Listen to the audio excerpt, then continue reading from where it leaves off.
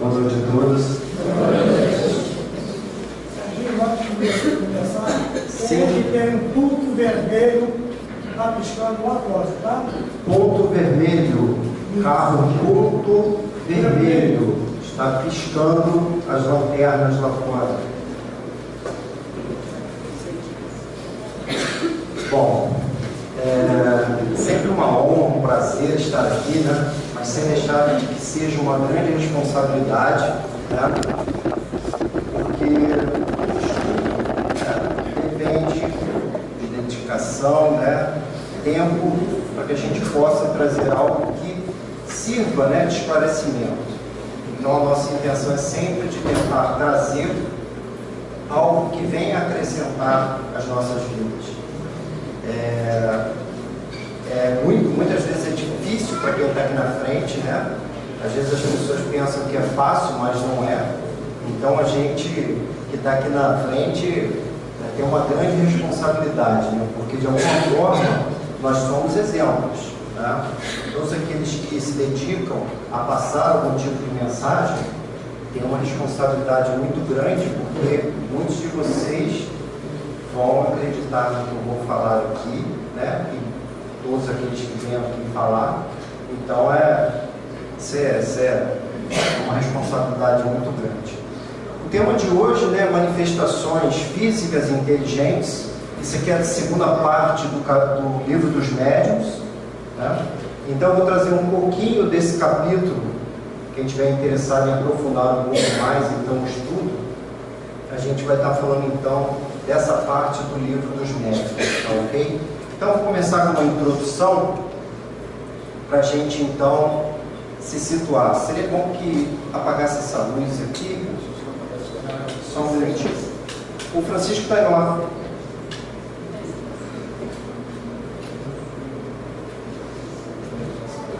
Então, para a gente fazer uma introdução aqui ao tema, para a gente começar a pensar.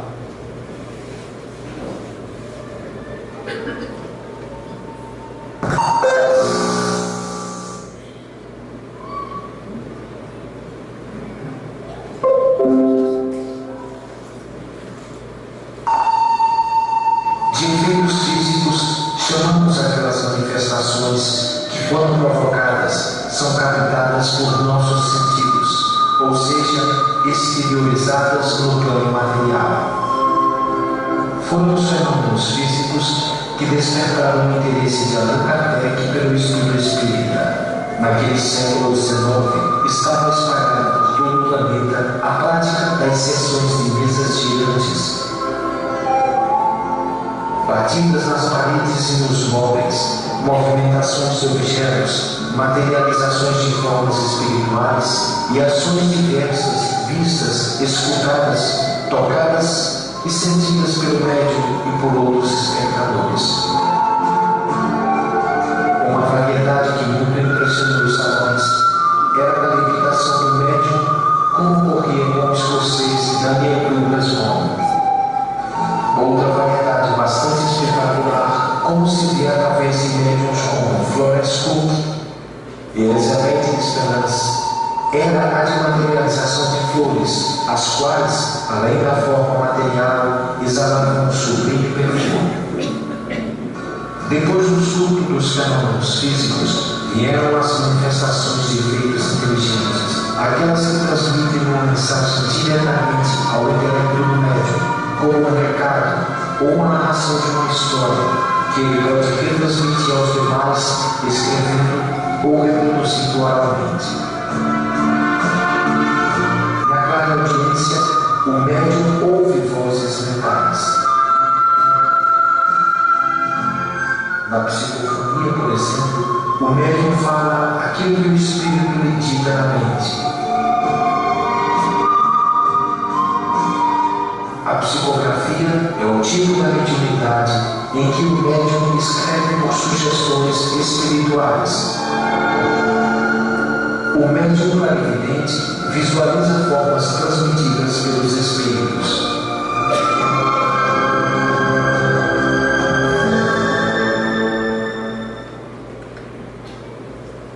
Bom, então isso é só para a gente dar uma introdução sobre o tema, né? informações aí sobre o que a gente vai falar nessa noite. E agora falar um pouquinho no detalhe dessas informações todas que foram faladas aqui, né? Então, manifestações físicas, né? Dá-se o nome de manifestações físicas as que se traduzem por efeitos sensíveis, tais como ruídos, movimentos e deslocamentos de corpos sólidos. O efeito mais simples um dos primeiros que foram observados, consiste no movimento circular impresso a uma mesa. Esse efeito igualmente se produz com qualquer outro objeto, mas sendo a mesa, por sua comodidade, o móvel mais utilizado, a designação de mesa girante prevaleceu para indicar essa espécie de fenômenos. Então a gente está falando de ocorrido lá no século XIX. A gente vai entrar aqui então num estudo que foi justamente numa época em que vários acontecimentos, né, estavam acontecendo na Terra, e um deles foi esse fenômeno, né, que a gente conhece como mesas girantes. E o que isso representa para nós, né? Então vamos falar aqui um pouquinho sobre isso. Para que o fenômeno se produza, é imprescindível a intervenção de uma ou muitas pessoas dotadas de especial aptidão, que se designam pelo nome de médiuns. Ok? Então, para que o fenômeno ocorra, né, há uma reunião para que esse fenômeno das mesas girantes, ou do deslocamento da mesa, ou dos barulhos ou ruídos e etc., que venham a ocorrer, de um ou mais médiuns. Mas será que isso não poderia ser outra coisa? Não poderia ser a ação de uma corrente magnética? Ou então uma corrente elétrica? Ou então um fluido qualquer? Né? Poderia ser, né? Um fenômeno físico que acontece, né? Como, por exemplo, a gente fala muito grosseiramente, né? Um fenômeno físico, caiu uma fruta de uma fruteira, né? Ali não se tem aparentemente nada que venha fazer com que aquela fruta caia, a não ser o próprio ato da fruta cair, porque ficou madura, é um ato físico. Devido à gravidade, a fruta cai, né? É um ato físico. Então, nessa questão das mesas, né, não poderia ser uma corrente elétrica, né, algo que estivesse fazendo com que as mesas se deslocassem, se movessem, girassem, fizessem barulho? Entretanto, outros fatos demonstraram ser insuficientes, né, esses fenômenos físicos. Havia, né, provas de inteligência por trás desses movimentos. Todo efeito inteligente deriva de uma causa inteligente. Mas qual a causa? Qual a inteligência? Né? Como isso estava acontecendo? Não era apenas um efeito físico, como eu citei o exemplo da fruta caindo, né? Então havia algo de curioso no ar, havia algo a mais que se deveria ter explicações. O primeiro efeito inteligente observado com as mesas foi o obedecerem a alguns movimentos e a uma determinação, ordem, mover-se, levantar-se, dar pancadas sobre a influência de um ou de muitos médiuns. Né?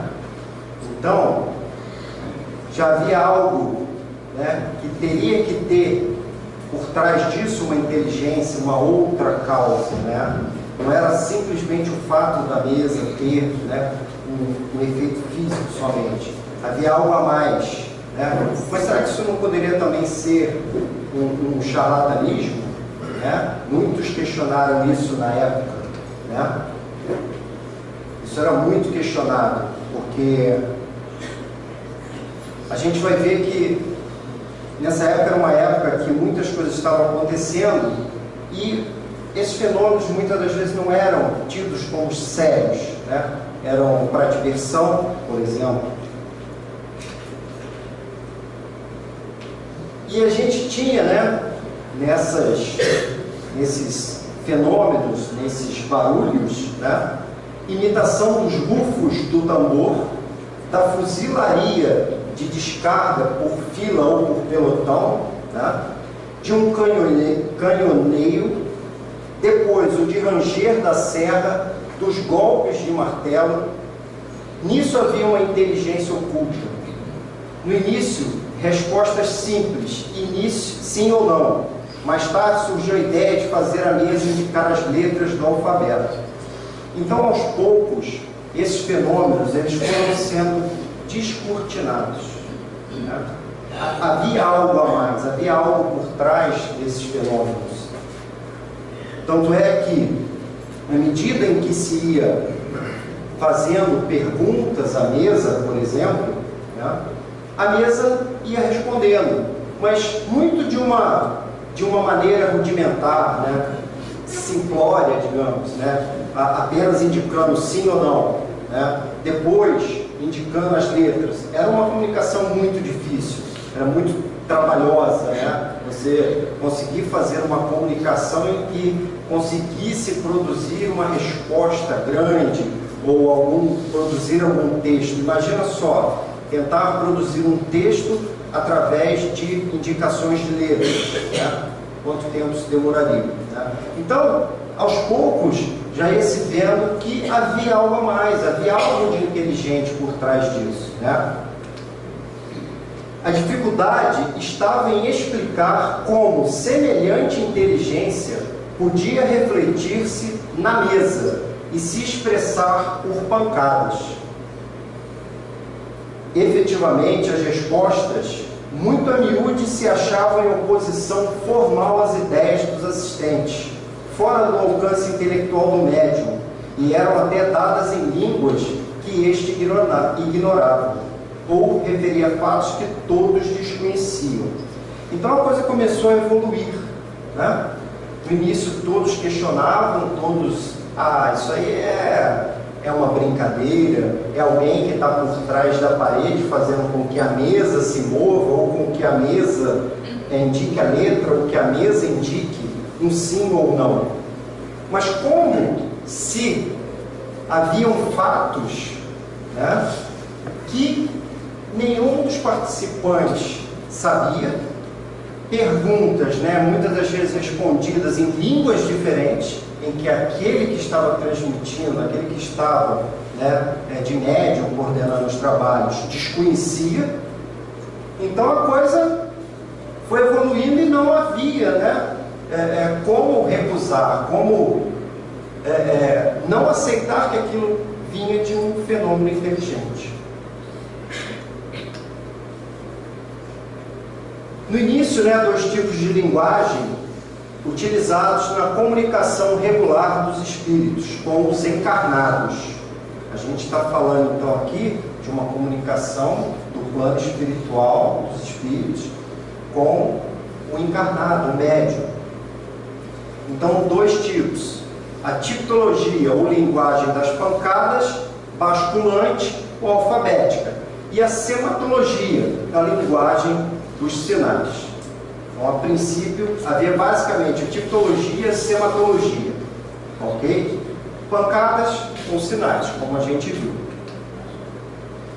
Quanto às demais manifestações de efeitos físicos, temos pneumatografia ou escrita direta, pneumatofonia ou voz direta, materialização de espíritos e transporte de objetos.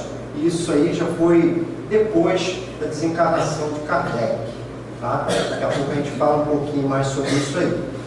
Então a gente vê, havia alguns fenômenos, né, como a pneumatografia ou escrita direta, que é uma escrita basicamente sem o toque do médium. Muitos aqui já escutaram falar sobre, ou já viram, ou já escutaram falar sobre a psicografia. A gente vai falar mais daqui a pouco. Mas a pneumatografia, uma palavra até difícil de falar, é uma coisa que não há interferência do médium, mas ela existe. São raros os casos, mas existem.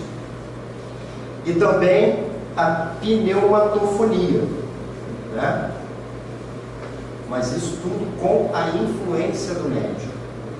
O fenômeno não ocorre se não tiver a influência do médium.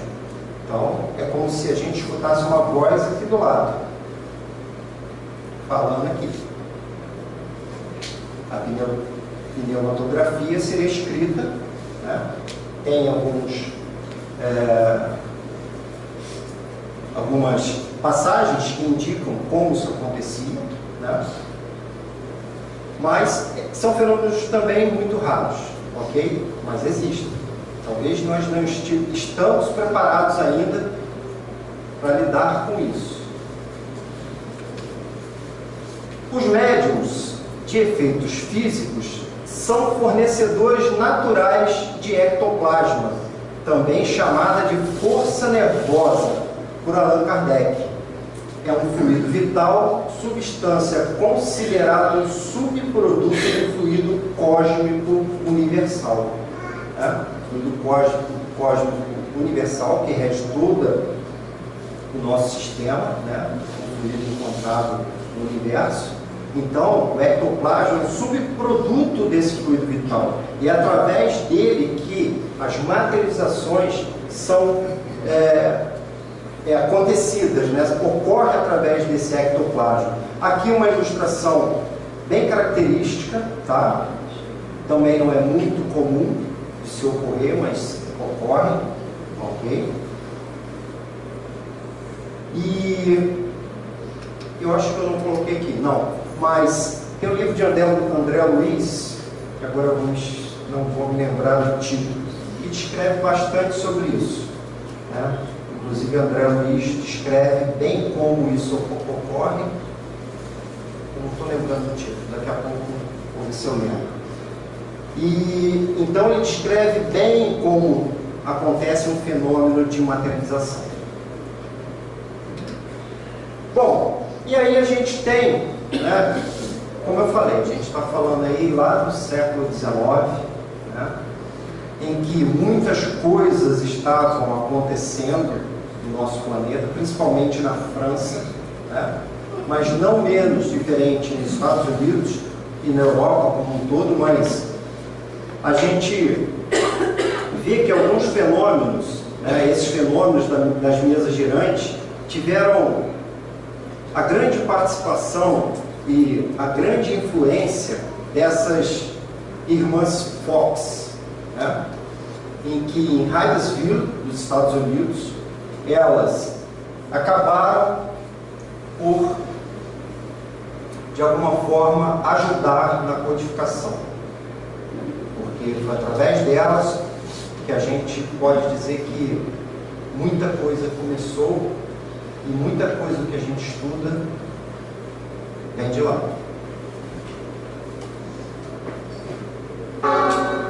No final de 1847, a família Fox se instala numa nova residência e passa a ser incomodada por estranhos ruídos nos móveis e paredes da casa. Fortes pancadas e arranhões eram ouvidos aleatoriamente, sem nenhuma explicação que não por uma força sobrenatural. Foi quando as filhas do casal Fox, suspeitando se tratar de um fantasma, arriscaram endereçar perguntas ao suposto ser invisível, que respondeu provocando pancadas. A menina Kate Fox batia palmas e o espírito imitava com pancadas, obedecendo ao mesmo ritmo e intensidade. Usando uma batida para responder sim e duas para responder negativamente, a entidade espiritual respondia as perguntas. Logo, o pavor converteu-se em curiosidade. Vizinhos foram chamados para testemunhar as manifestações e nas noites seguintes, grande multidão se formava em torno daquela casa para acompanhar os interrogatórios. Jornalistas e autoridades também participaram das sessões e comprovaram a autenticidade dos fenômenos. Aquele espírito, que havia sido um vendedor itinerante, contou ter ali se hospedado certa vez quando foi roubado e assassinado por um antigo imperador. Anos mais tarde, sua ossada foi encontrada em uma parede falsa na adega daquele endereço, juntamente com pertences que o identificaram.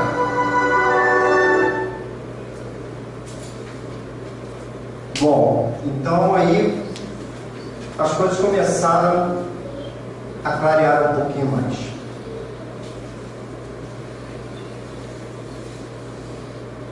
Os fenômenos que até então estavam um pouco aleatórios, e nessa época a coisa, como eu falei, esses fenômenos das mesas girantes era uma coisa que não era levada muito a sério. A coisa começou a se desvendar um pouco mais com as irmãs Fox, né? Principalmente a Kate e a Margaret, ou Margareta. E daí a gente tem o seguinte, uma definição, né? Para que uma manifestação seja inteligente, indispensável não é que seja eloquente, espirituosa ou sábia. Basta prover um ato livre e voluntário, exprimindo uma intenção ou respondendo a um pensamento. Então não precisa ser uma coisa rebuscada, né? Cheia de pompas e etc.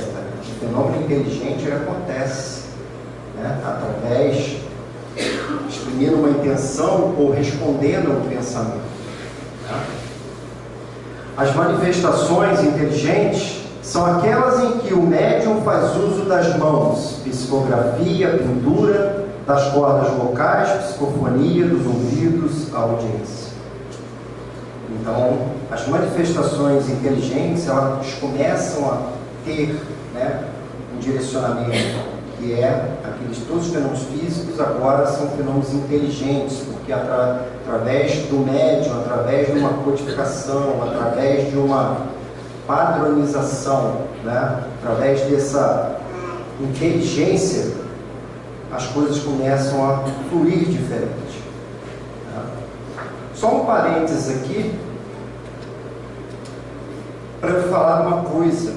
Né? Nessa época em que as irmãs Fox, né, falou ali em 1847, mas lá por volta de 1854, foi quando Kardec, o nosso irmão Allan Kardec, que ainda não tinha o codinome de Allan Kardec, ele tinha o nome, né, original, o nome dele de batismo, que era Hippolyte Léon Delisard Rivail, né, ou professor Rivail. Nessa época ele era um estudante, né, já vinha estudando há muitos anos, e ele tinha um companheiro de estudos que era o Sr. Fox. E o Sr. Fox, ele e o Sr. Fox estavam muito os fenômenos de magnetismo, né? E o Sr. Fox, por volta aí de 1854, conhecendo esses fenômenos que vinham ocorrendo não só nos Estados Unidos, já desde 1847, mas também na Europa, o Sr. Fox convidou o nosso professor Rivail para conhecer esses fenômenos, né? Então, esses fenômenos que estavam acontecendo despertavam a curiosidade de muita gente. Mas Kardec, mas Rivail, vamos chamar então no momento de professor Rivail, ainda não acreditava. O professor Rivail era uma pessoa muito cética, né? Não era qualquer coisa que chamava a atenção dele. Então, ele, de primeiro momento, ele não acreditou e falou para esse amigo dele, o Sr.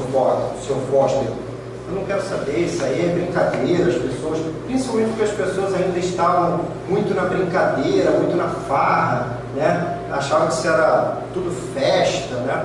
Então, ele, no primeiro momento, ele falou: eu não quero saber disso. Isso para mim é uma brincadeira, eu não quero saber. E o tempo foi passando, e o Sr. Foster, de alguma forma, foi insistindo, até que no outro ano, em 1855, ele foi convencido de frequentar uma reunião, né?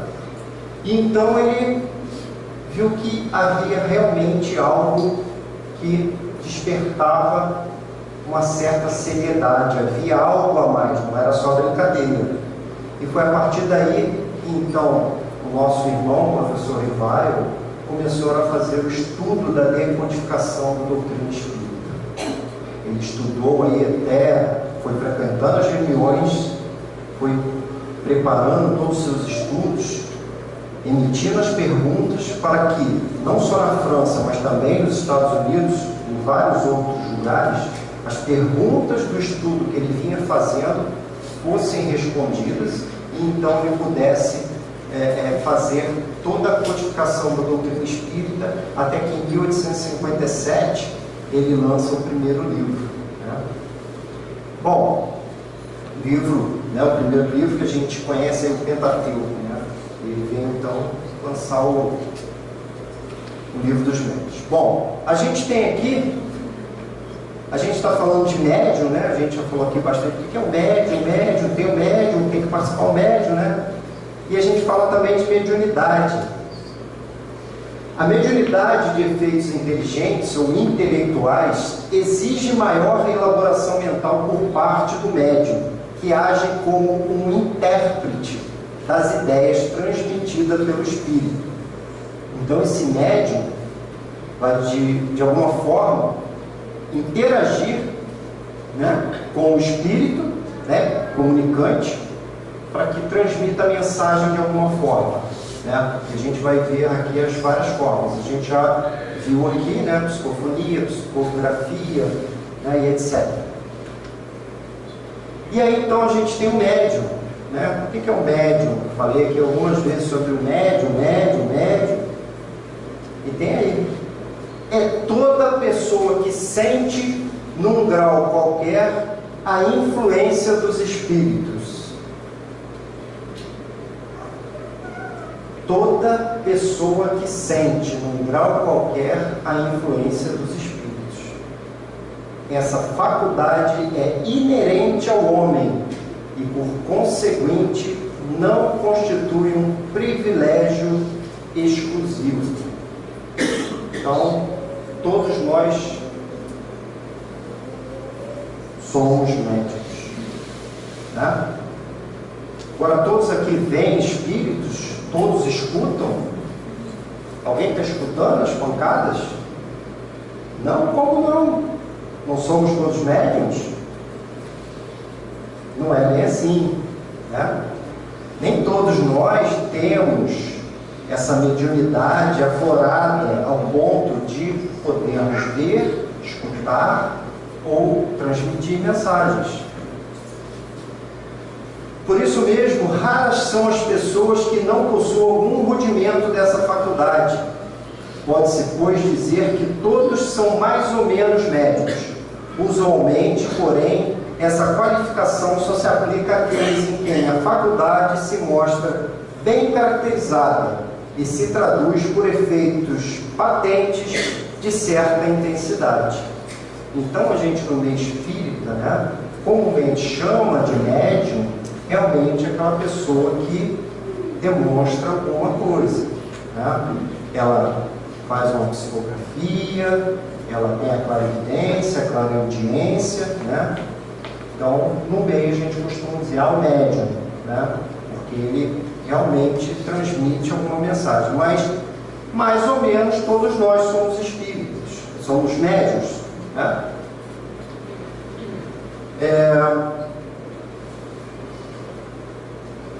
E a gente poderia falar que nunca teve uma intuiçãozinha, de repente, né? Quem nunca, de repente, escutou uma vozinha assim, não segue por aí não, vai por aqui.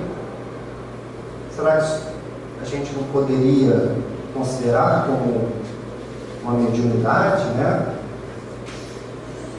Só para pensar. E a mediunidade é a faculdade psíquica inerente ao ser humano, manifestada em diferentes graus e tipos.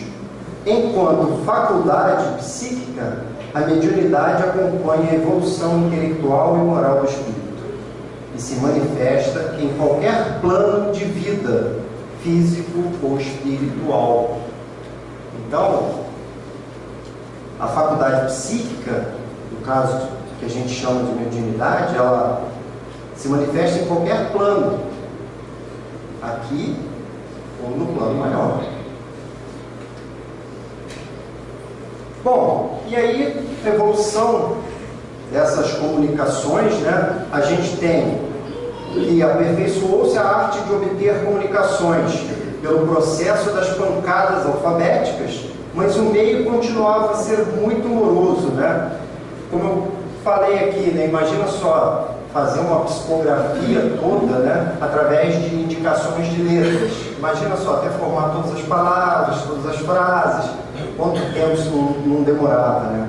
Além disso, a forma muito rudimentar, né? Uma mesa se movendo, né? Então a coisa foi evoluindo, né? Foi se colocando um lápis no pé da mesa, né? Depois foram sendo colocadas cestas, caixas de papelão, foram vendo que não importava muito essa questão, né? E então reconheceu-se mais tarde que todos aqueles objetos não passavam, em definitiva, de apêndice, de verdadeiras lapiseiras, de que se podia prescindir, segurando o médium com a sua própria mão, o lápis. Né? Então, não carecia de amarrar no pé da mesa, no pé da cestinha ou da caixa de papelão. O próprio médium, segurando um lápis, uma lapiseira, ele tinha condições de transcrever a mensagem através da psicografia. Então a gente tem esses tipos, né? Como eu falei, psicografia são mensagens dos espíritos transmitidas através da escrita. Nós temos a psicografia indireta, quando o espírito utiliza um instrumento que não seja a mão do médium.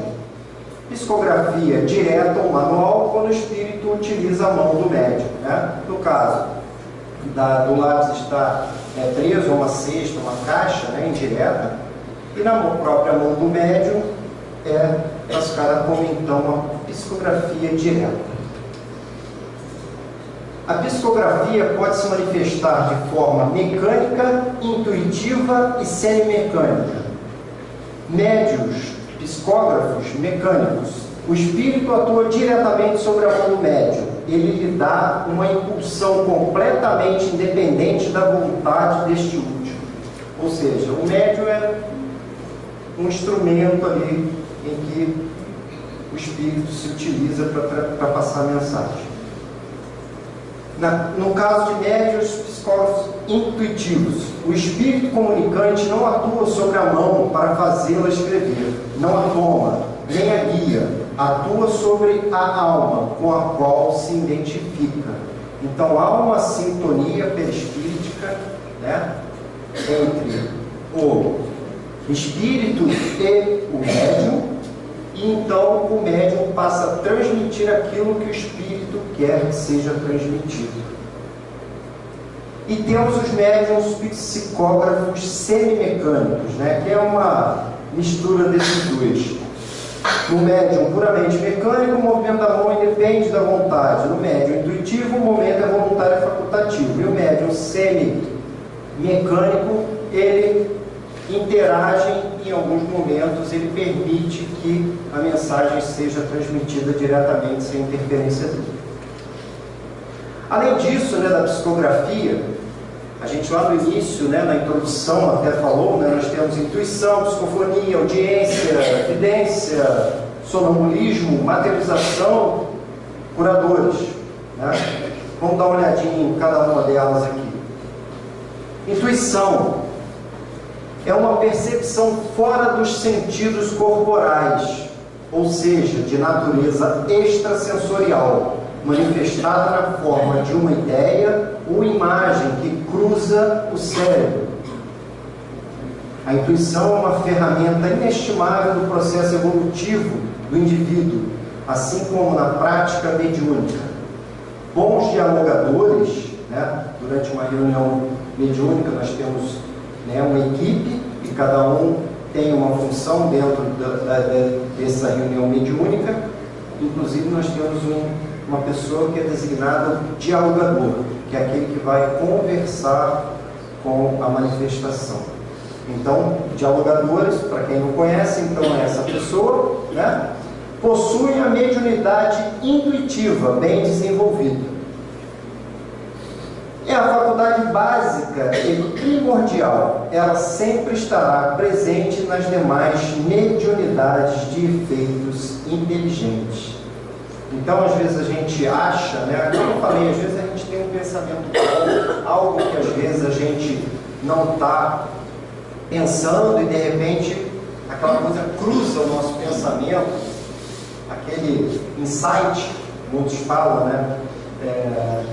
Tive um insight aqui, quer dizer, eu tive aquela luzinha, né? Em alguns desenhos aparece aquela lâmpadazinha. É isso, né? É uma boa ideia, é algo que nos encaminha. Né? E cabe a nós desenvolver, né? É claro que outros pensamentos também aparecem, né? Parece também aquela luzinha que se apaga. Audiência. Trata-se de uma voz interior que se faz ouvir no fórum íntimo das pessoas. De outras vezes, é uma voz exterior, clara e distinta, qual a de uma pessoa viva, encarnada. Os médiuns audientes podem, assim, conversar com os espíritos, quando têm o hábito de se comunicar com determinados espíritos. Eles o reconhecem imediatamente pela natureza da voz. Tá? Quem tem aflorado essa mediunidade da audiência, né? Conversa, né? Com esse espírito, que muitas das vezes é o seu anjo protetor, é aquele que traz boas mensagens, é aquele que guia, é aquele que ajuda aquele ser encarnado, que na verdade é um médium, na sua caminhada, a transmitir boas mensagens. Tá? A psicofonia é a faculdade que permite aos espíritos, utilizando os órgãos vocais do encarnado, transmitirem a palavra audível a todos que presentes se encontram. Né? Então, é o espírito que transmite através do aparelho vocal do encarnado a mensagem. Né? É como se eu estivesse falando aqui, todos estão me ouvindo. Não são só os médiuns auditivos que vão receber a mensagem. A mensagem é para todos. O espírito se utiliza do encarnado para transmitir a mensagem. Então, esse médium tem que ser um médium de psicofonia. É a faculdade mais frequente em nosso movimento de intercâmbio com o mundo extracorpóreo.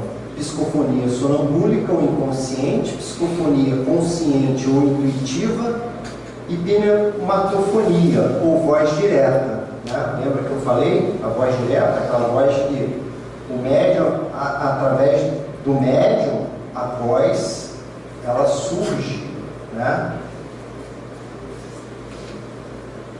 E aí a gente tem uma ilustraçãozinha aqui, né? O consciente, o semi-inconsciente, o semi-consciente, né? Tem aqui uma interação. Nessa aqui tem a interação direta, e aí então o médium transmite a mensagem, mas ele sabe, né, da mensagem que está sendo passada. E nesse caso aqui, né, a gente, quando fala dessa situação, tanto na psicofonia como na psicografia, quando tem a interveniência do médium, o médium tem que ser um médium muito disciplinado, para ele não interferir na mensagem, porque ele interpreta aquilo que o médium, que o espírito está querendo transmitir. Então ele tem que ser muito disciplinado, né, para que ele transmita corretamente a mensagem, não influencie naquela mensagem. A psicofonia é a mesma coisa. Né?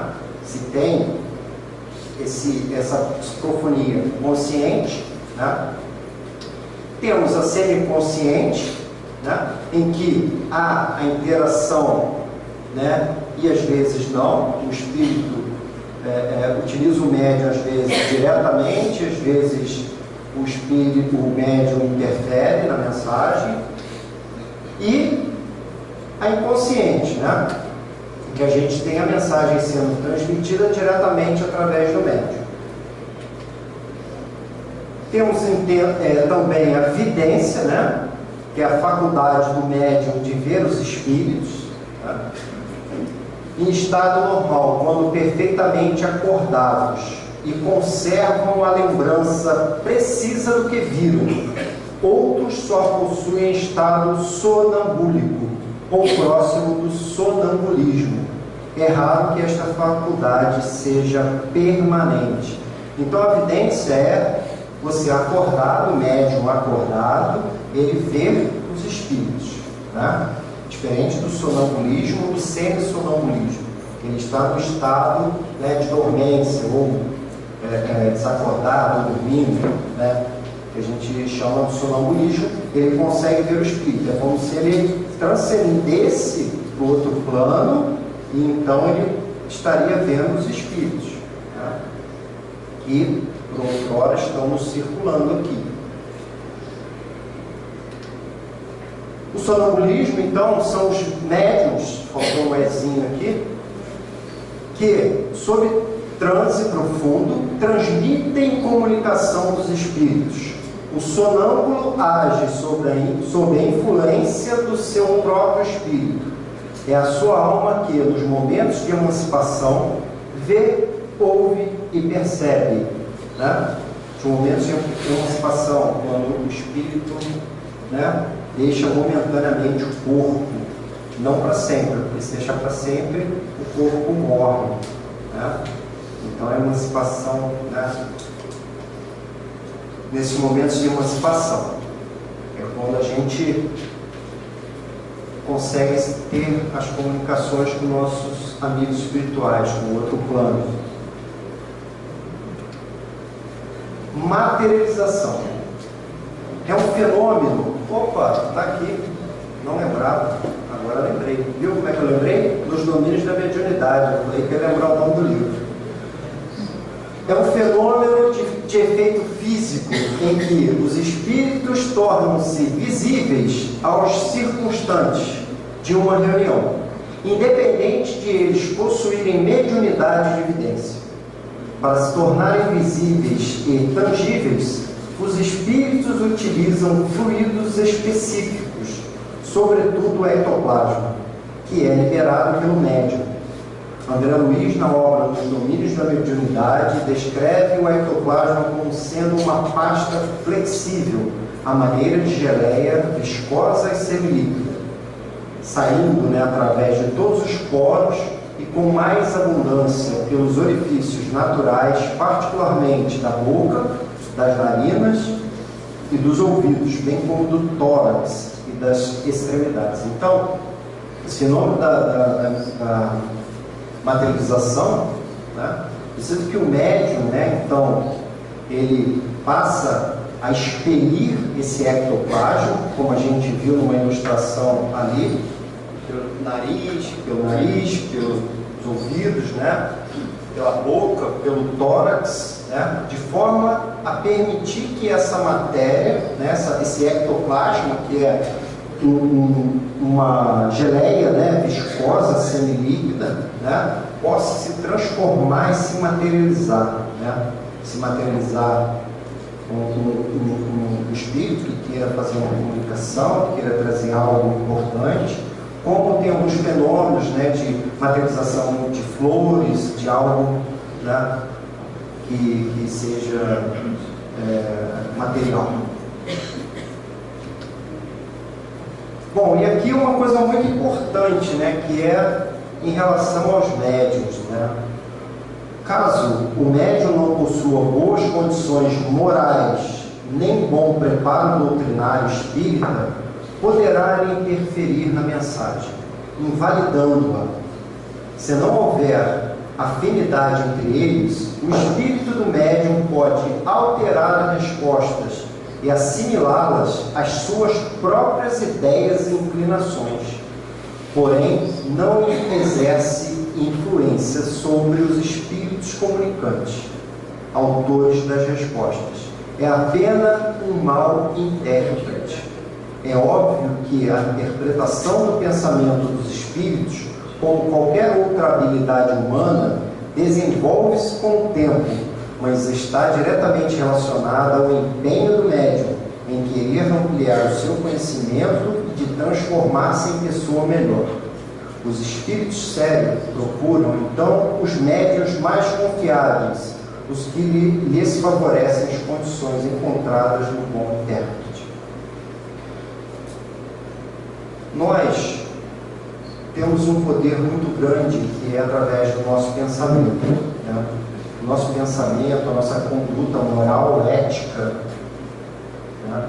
Ela, de alguma forma, né, gera uma sintonia, e através dessa sintonia é que bons ou maus espíritos que estão na mesma sintonia ficam ao nosso lado, né? É assim que funciona. Nosso pensamento é como antena, né? Tentando captar rádio.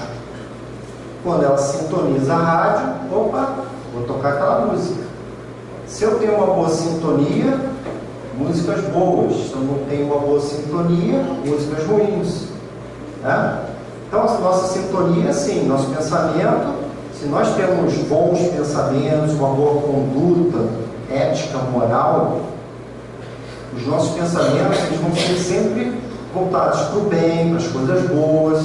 E isso faz com que nós somos, né, circundados de espíritos bons, né? E os médiuns também, né, carecem disso, de ter uma conduta muito clara, muito boa, para que bons espíritos transmitam boas mensagens, porque se eles estiverem com maus pensamentos, uma conduta não adequada, aquelas mensagens vão ter fatalmente a sua interferência, e os espíritos que vão ali transmitir alguma mensagem, muito provavelmente serão espíritos brincalhões, espíritos que vão querer, de alguma forma, brincar com a gente, tá?